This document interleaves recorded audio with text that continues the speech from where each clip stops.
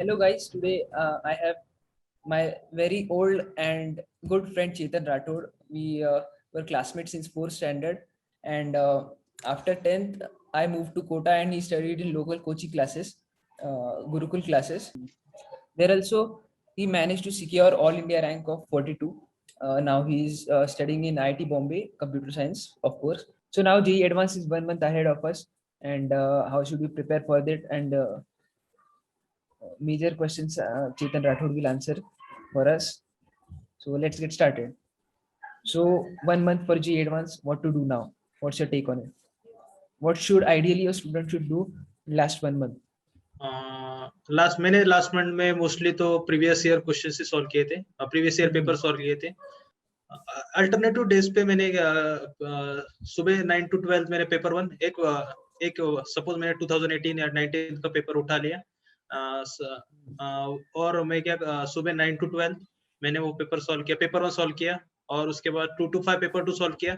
और आफ्टर मतलब दोनों पेपर होने के बाद मैंने पेपर 1 लिया, उसमें क्या क्या मेरी गलतियां हुई, एनालिसिस किया हर क्वेश्चन की. मेरे मतलब मैंने देखा जो मेरे क्वेश्चंस करेक्ट है, मैंने वो भी क्वेश्चंस देखे मेरे, क्या कहीं पे मेरा कुछ कंसेप्ट मिस हुआ, या कहीं पे मेरी स्टेप, या कभी कभी क्या होता है, कभी कभी हमारा आंसर गलती से राइट आ जाता है. तो मैंने देखा कि मेरा क्या ये क्वेश्चन गलती से राइट तो नहीं हुआ, अगर मतलब मेरे कंसेप्ट मैंने जो अप्लाई किए वो करेक्ट है.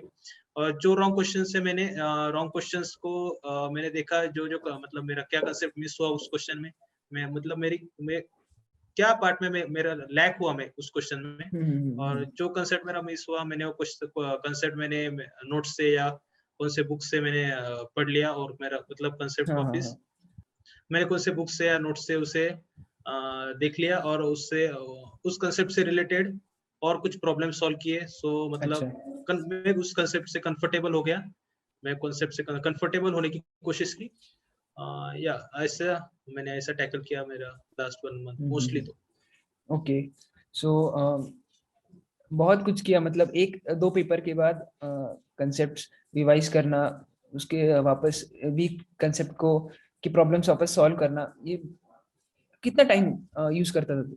मतलब how much time you used to spend or revisiting those problems and those two papers, how much time you used to spend? Mostly मेरा तो पूरा दिन ही निकल जाता था उसमें. मैं पहले तो 9 to 12 पेपर 1, फिर 2 to बीच में लंच, फिर उसके बाद 2 to 5 पेपर 2, फिर उसके बाद पेपर 1 के एनालिसिस, फिर वापस पेपर 2 के एनालिसिस, फिर उसके बाद क्या गलत हुआ मेरे, जो जो प्रॉब्लम्स मुझे नहीं आए, जो जो मेरी गलतियां हुई, उनका एनालिसिस, वो कंसेप्ट्स रीड करना, उनसे रिलेटेड और कुछ प्रॉब्लम्स, अच्छे लेवल के प्रॉब्लम सॉल्व करना. सो मोस्टली उसमें पूरा दिन ही निकल जाता था. तो दूसरा दिन मतलब मैं अल्टरनेटिव डेज करता था, और दूसरा दिन Yeah, मैं अगर पिछले दिन, अभी एक दिन में कभी कभी ऐसा होता था कि मेरा एक दिन में जो मेरा पूरी गलतियां, मतलब मेरे पिछले दिन का पेपर का मेरा उस दिन मैं कवर नहीं हुआ, तो मैं दूसरे दिन पहले वाला कवर करने की कोशिश करता था. और मोस्टली और जो मेरे कंसेप्ट अच्छे हैं उनको भी रिवाइज करता था एक बार. मतलब उसमें भी कुछ कुछ ऐसी ऑन द स्पॉट हमें कुछ कुछ बातें याद नहीं आती एग्जाम्स में. सो ऐसा प्रॉब्लम नहीं होना चाहिए, इसलिए मैंने जो जो कंसेप्ट अच्छे हैं उसको भी मैंने रिवाइज करने की कोशिश की, और दूसरे अच्छा. प्रॉब्लम्स अलग अलग प्रॉब्लम सॉल्व करने की भी कोशिश करता था दूसरे दिन. सो अच्छा, ऐसा अच्छा. तो नहीं है कि जे एडवांस में, सो जब जे एडवांस में मतलब अलग फॉर्मेट का क्वेश्चन आया तो हम उससे भी टैकल कर पाए, मतलब ऐसा अलग कुछ आया हटके तो उसे टैकल करना उससे भी हम टैकल कर पाए, इसलिए वो उस दूसरे दिन में अलग टाइप के प्रॉब्लम भी सॉल्व करता था. अच्छा, अच्छा, ओके. कुछ बच्चों ने ऑलरेडी पीवाईक्यू सॉल्व कर रखे होते, तो आखिर के टाइम में, आखिर के 1 मंथ में वापस पीवाईक्यूज या question papers 2019-18 up to 2012 solve करनी चाहिए या नहीं करनी चाहिए?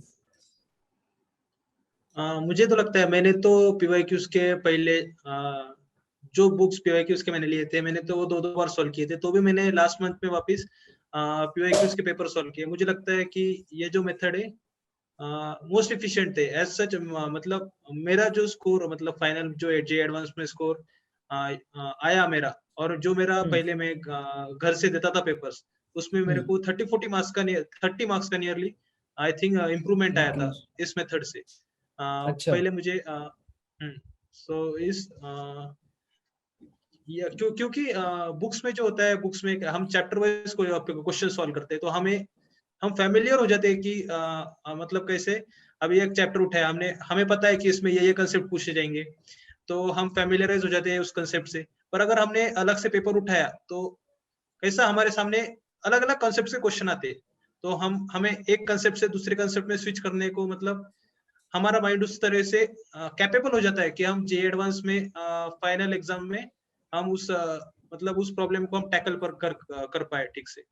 और अगर हम डेली मतलब ऐसा जो हमारा जे एडवांस का पेपर होने वाला है, तो उस टाइम पे अगर हमने ऐसे अभी 1 मंथ हमने प्रैक्टिस किया, सपोज 9 to 12 आपका पेपर 1 है और 2 to 5 आपका पेपर 2 है, तो क्या होगा कि उस टाइम में तुम्हारा ब्रेन, मतलब ऐसा मुझे लगता है कि तुम्हारा ब्रेन उस टाइम पे मोस्ट एफिशिएंट हो जाएगा, सो दैट तुम जो फाइनल पेपर में तुम बैठोगे, तब तुम मतलब तुम्हारा ब्रेन मोस्ट एफिशिएंटली काम करेगा, सो दैट प्रॉब्लम्स को मतलब ज्यादा प्रॉब्लम फेस नहीं होगी प्रॉब्लम सॉल्व करने में। ओके, एक इम्पोर्टेंट पॉइंट है स्टूडेंट्स के लिए, मतलब अपना स्लीप साइकिल अगर बिगड़ चुका है, आपको रात भर नींद ही नहीं आएगी अगर आप लेट तक जागते हो, आपको ऐसा लगेगा कि वो एंजाइटी है ना, वो सबको सताती है। तो आप आदत बना लो अभी 1 क्लास के 1 महीने में, अगर स्लीप साइकिल बिगड़ चुकी है तो सही से बनाओ, रात को जल्दी सो जाओ, सुबह जल्दी उठो, रिवाइज करो प्रॉब्लम्स, और 9 to 12 और 2 to 5 या जो नया पैटर्न के हिसाब से टाइम है उस हिसाब से क्वेश्चन पेपर सॉल्व करो।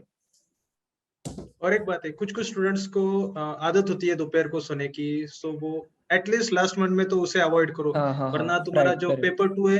पेपर टू है तुम उस पेपर टू में तुमको बहुत लेजी फील होगा, और मतलब इतना इफिशिएंट नहीं होगा एफिशिएंट तुम नहीं हो पाओगे, इफिशिएंटली। हाँ। हाँ, सो उसे अवॉइड करो। और मोस्टली अगर नेक्स्ट डे तुम्हारा पेपर है, तो उस नाइट को तुमको नियरली 8 to 9 आवर की स्लीप तो कंपलसरी लेनी है। मतलब ऐसा नहीं कि तुमने लास्ट मोमेंट पे रात तक को 11 12 1 बजे तक जाग कर तुम कंसेप्ट रिवाइज करने लगे या फिर प्रॉब्लम सॉल्व करने बैठे, तो वो हेल्प करने वाला नहीं है। लास्ट मोमेंट पे कुछ नहीं होगा तुम्हारा। अगर तुम्हें कॉन्फिडेंट होना है कि तो हमने 2 साल पढ़ाई की है, हमने 2 साल प्रैक्टिस किया है इतना, तो इस लास्ट मोमेंट में तो कुछ हेल्प नहीं होगा, तो उसे अवॉइड करो। और मोस्टली अगर आज पेपर है तुम्हारा, तो सुबह सुबह तो बुक खोलो ही मत, बस अभी हो गया हमारा जो प्रिपेयर है, और कॉन्फिडेंट रहो, हमें पता है हम क्रैक करेंगे, और हमने इतनी प्रिपरेशन की है, वो वेस्ट नहीं जाने वाली। ऐसा कॉन्फिडेंट होके जाओ, स्कोर ऑटोमेटिक बूस्ट होगा और अच्छा पेपर जाएगा, ऐसा मुझे लगता है। Also, in case some of students do not know that on JEE Advanced site there is they give us the syllabus PDF, so we can download the PDF or we can take print out of that, and जो syllabus वाला part हमारा हो चुका है उसे टिक करो, और जो बाकी है, मतलब ऐसा नहीं कि तुम्हारा अगर मेजर पार्ट बाकी हुआ, तो ऐसा नहीं कि उसे करने बैठ गए और बाकी पे हमने फोकस नहीं किया। अभी जो बाकी है लास्ट मंथ पे उसे रहने ही दो, ऐसा मुझे लगता है कि अगर तुम उस पे बैठ गए तो तुम्हारा बाकी का जो तुमने अभी 2 साल की में प्रिपेयर किया है, और जो हमने प्रिंट आउट लिए उस प्रिंट आउट पे या फिर पीडीएफ में हमें जो जो हमारा सिलेबस हो चुका है हम उसमें कॉन्फिडेंट है उसे मार्क कर दो। और जो जिन कंसेप्ट पे तुम्हें इनकॉन्फिडेंट फील हो रहा है, सो उसे ट्राई करो। अगर वो जल्द से जल्द हो रहा है कवर, तो उसे ट्राई करो कवर करना, या फिर जो अगर वो टाइम लेगा, 4-5 दिन लेगा हमें उसे कवर करने में, 5-6 दिन ले रहा होगा, तो मुझे लगता है कि वो कंसेप्ट को छोड़ ही दो, लास्ट मोमेंट पे तो छोड़ ही दो, अभी उसके पीछे मत भागो, वरना इससे क्या होगा, तुम्हारे जो स्ट्रॉन्ग कंसेप्ट से। So you can take this printout of syllabus from official site of JEE Advanced. I'll put the link in description box. In my case, it helped me for inorganic chemistry especially. What many students do is that वो क्या करते हैं कि inorganic में ना syllabus के बहुत बाहर चले जाते हैं, जेडीली से सॉल्व करते हैं, उससे बहुत बहुत टाइम वेस्ट हो जाता है। तो जो सिलेबस में है उसी के स्टिक रहो, जो कंपाउंड्स दिए उसी के प्रॉपर्टीज लर्न करो जो सिलेबस में दिए हैं, क्योंकि बहुत सारे ऐसे टॉपिक्स है मतलब जो एनसीईआरटी में भी है और जी एडवांस में नहीं है, पी ब्लॉक के एलिमेंट्स में, तो उस पर ध्यान दो। ओवरऑल केमिस्ट्री में ही तो उसको कैसे हैंडल करता है। जो मेमोरी बेस्ड मैंने तो मतलब लास्ट में डेली में सुबह के मोस्टली सुबह 1 और 1.5 आवर मैंने टॉपिक आज सपोज मैंने आज एस ब्लॉक किया तो नेक्स्ट दिन पी ब्लॉक करता था। मतलब हर रोज में कुछ ना कुछ इनऑर्गेनिक, मोस्टली इनऑर्गेनिक ही मेमोरी बेस्ड हमें जो याद करना है, तो मोस्टली इनऑर्गेनिक का हर रोज मैंने कोई टॉपिक उठा लिया, उसे आज वापस रिवाइज कर लिया पूरा, और नेक्स्ट दिन दूसरा टॉपिक उठा लिया। और मतलब ऐसा मैं साइकिल ऐसी कंटिन्यू करता था। अगर एक बार एक साइकिल हो गई सारे टॉपिक रिवाइज करके, तो फिर वापस वही साइकिल स्टार्ट करता था, सो दैट मतलब मुझे मेमोराइज रहे लास्ट मोमेंट तक, अच्छा। इसलिए। What was your paper approaching strategy and mindset during solving the paper? मेरी स्ट्रेटेजी पेपर सॉल्व करने में तो यही थी, मेरा जो फेवरेट सब्जेक्ट से मैंने स्टार्ट किया फिजिक्स, फिर उसके बाद केमिस्ट्री किया, फिर मैथ्स किया। और उसमें भी मैंने पहले सारे क्वेश्चंस पहले रीड किए। अब एक क्वेश्चन रीड किया, अगर वो क्वेश्चन इंस्टेंटली हो रहा था, मतलब ज्यादा टाइम कंज्यूमिंग नहीं है, और ऐसा लग रहा था हो जाएगा जल्दी से, तो मैंने वो क्वेश्चन किया। फिर उसके बाद मतलब ऐसा एक क्लियर किया पूरा। फिर उसके बाद वापस जो क्वेश्चंस टाइम कंज्यूमिंग लग रहे थे, उन्हें फिर दूसरे लेयर में सॉल्व करने की कोशिश की, और उसमें भी जो क्वेश्चन अटेम्प्ट नहीं हुए, तो फिर उसके बाद फिर वापस से आके जो क्वेश्चन अटेम्प्ट नहीं हुए वो सारे क्वेश्चन ट्राई किए फिर। मतलब यही स्ट्रेटेजी थी मेरी मोस्टली। जनरली स्टूडेंट्स की स्ट्रेटेजी ऐसी चाहिए कि जो सब्जेक्ट में तुम ज्यादा कॉन्फिडेंट हो, उस सब्जेक्ट से स्टार्ट करो। क्योंकि उससे क्या होगा, अगर तुम अब सपोज फिजिक्स में कॉन्फिडेंट हो, तो अगर तुमने फिजिक्स से स्टार्ट किया, तो तुम्हारा अगर प्रॉब्लम सॉल्व होने लगे, और जो प्रॉब्लम्स तुम्हें लग रहा है एट द फर्स्ट साइट की जो प्रॉब्लम्स लग रहे हैं तुम्हें, ये अगर नहीं हो गए, तो उसे ट्राई करने मत बैठ जाना। स्टार्टिंग में जो प्रॉब्लम्स ऐसा लग रहा है हो रहे तुमसे जल्द से जल्द, और इजीली जो प्रॉब्लम हो रहा है सॉल्व, उसे कर लो। उससे क्या होगा, अगर तुमने कंटिन्यूअसली 4-5 प्रॉब्लम अगर सॉल्व कर लिए, तो उससे तुम्हारा कॉन्फिडेंस हाई हो जाएगा। जो प्रॉब्लम तुम्हें ऐसा डिफिकल्ट लग रहा है, तो वो भी ऐसा इजीली सॉल्व हो जाएगा। तो इसलिए जिसमें तुम ज्यादा कॉन्फिडेंट हो, उससे स्टार्ट करो। और जो सब्जेक्ट में थोड़ा तुम्हें लगता है वीक है, तो उसे लास्ट में ही रखो। या ऐसी स्ट्रेटेजी होनी चाहिए तुम्हारी mostly. So, what's your last message for the students? Be confident. हमें मतलब ऐसा अभी लो फील मत करो लास्ट मोमेंट पे, कॉन्फिडेंट रहो। मोस्टली मैंने तो एक दिन ऑफ लिया था जे एडवांस से पहले।